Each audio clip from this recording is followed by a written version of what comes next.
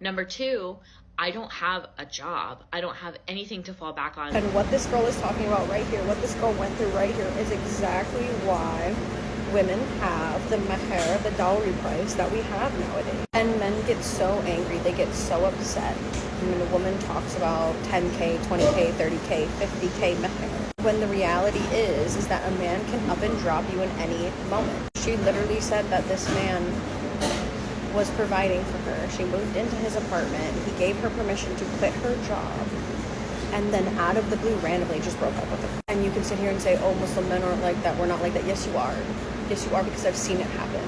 I've literally seen sisters get divorced blindsided with divorce papers. Women who were told not to get a career, who were told not to finish their education, who were told, oh, we're getting married, I'll take care of you, you don't need to worry about anything ever again. And men want to say, oh, well, you shouldn't be planning for divorce. Unfortunately, we have to plan for worst case scenarios. We have to have, that's what it's for.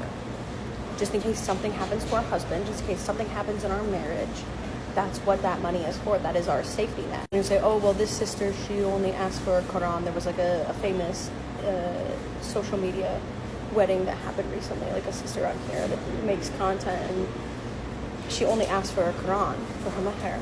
But she has a career. She has a social media career that she brings in a lot of money from. So even if, worst case scenario, something happens to her husband, she has a stream of income. She doesn't have to worry about that. But the mass majority of women are not like that.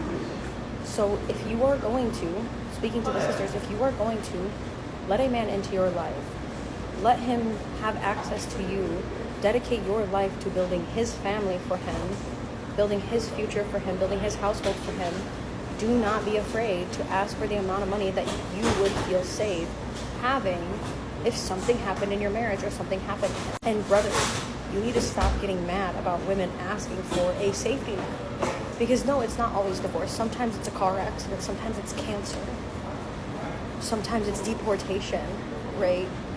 You can't get mad that your wife wants to have a safety net. And why shouldn't she ask for that? You could say, oh, well, I'm going to set up a bank account for her, and I'm going to do this, I'm going to do that. Okay, your words mean nothing. Why don't we make sure that it's on paper in her hands at the point of signing the marriage contract to make sure from day one she has that. And if you can't afford that, then don't get married. If you can't afford to marry a woman who needs you to provide a safety net, to take care of her once it becomes your responsibility and not her father's responsibility to take care of her, if you can't afford to make sure that if something happens, your wife and children are taken care of, you cannot afford to have a family. You cannot afford to get married. You cannot afford to have a wife. Sorry.